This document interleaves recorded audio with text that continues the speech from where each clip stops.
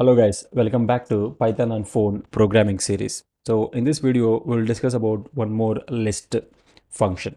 So in the previous class, we have seen how to delete an element from the list. So in this case, what we have to do is we have to give the actual value of that item. But how about, I know the position, I want to delete the item from that position. So in that case, what we can do is we can use a method called pop. Okay, so pop.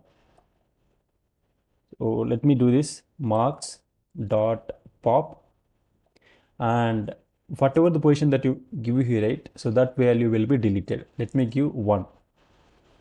Okay, so now let's print out the marks list. So I am running the program here. See here. So what happened? 23, 21 we have, and is there any mistake?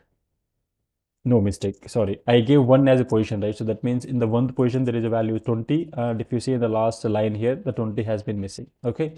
So that's how you delete the elements from a particular position using pop method.